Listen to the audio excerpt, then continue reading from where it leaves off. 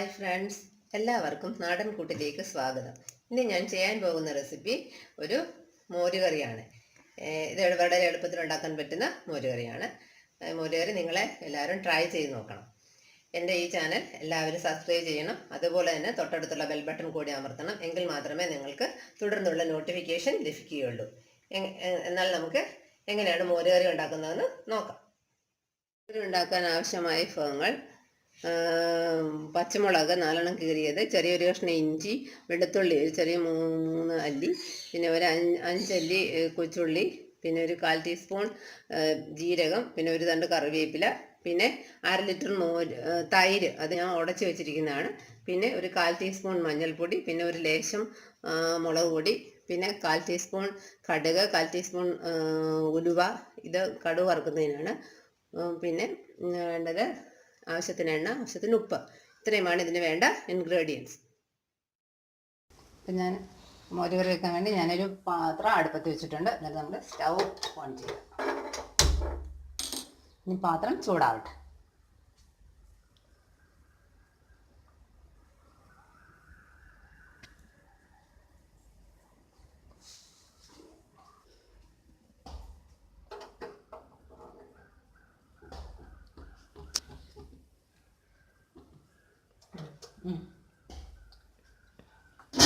നമ്മൾ പാത്രം ചൂടായി നമ്മൾ എണ്ണ ഒഴിക്കണം. 1 സ്പൂൺ എണ്ണ, നിങ്ങൾക്ക് ഇഷ്ടമനുസരിച്ച് 1-2 സ്പൂൺ ഒഴിക്കാം. ഞാൻ 1 സ്പൂണേ ഒഴിക്കുന്നുള്ളൂ. അപ്പോൾ 1 സ്പൂൺ എണ്ണ ഒഴിച്ചു. അതേ എണ്ണ ഒന്ന് ചൂടാവട്ടെ.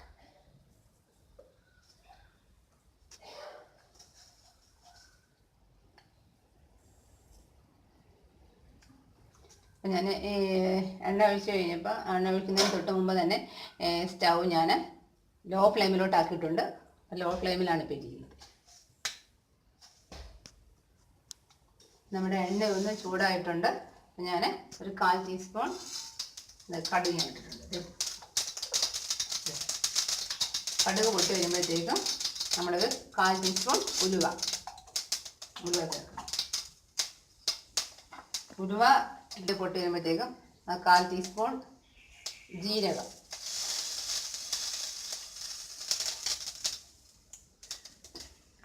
പൊട്ടി.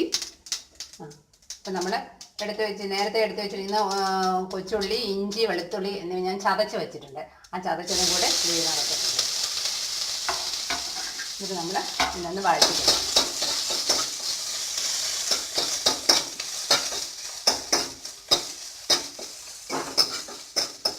ലോ ഫ്ലെയിമിൽ വേണം ഇടാൻ, ഹൈ ഫ്ലെയിമിൽ ഇടരുത്.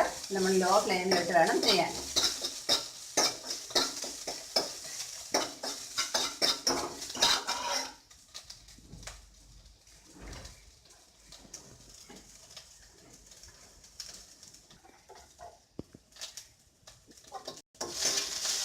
ഇതിൻ്റെ കൂടെ നമ്മൾ അരിഞ്ഞു വെച്ചിരിക്കുന്ന ആ പച്ചമുളകും കൂടി നമ്മൾ ചേർക്കണം.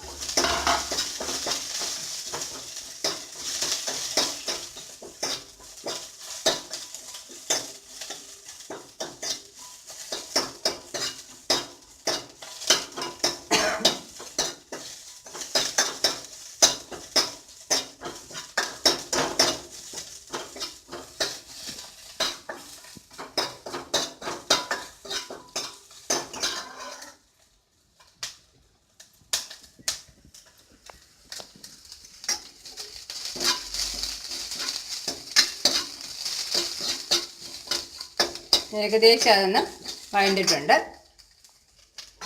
ഇനി നമ്മൾ ഈ കറിവേപ്പില കൂടി അതിനകത്ത് ചേർക്കുക. എന്നിട്ട്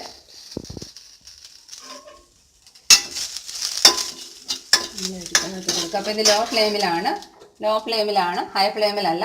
എന്നിട്ട് നമ്മൾ എന്ത് ചെയ്യും, നമ്മൾ ഉടക്കി വെച്ചിരിക്കുന്ന മോര് കൂടി ഇതിനകത്തിൽ ഒഴിച്ചു കൊടുക്കും.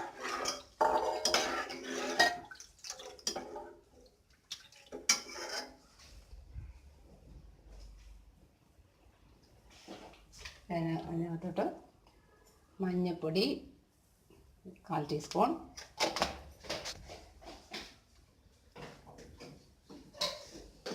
പിന്നെ ഒരു ലേശം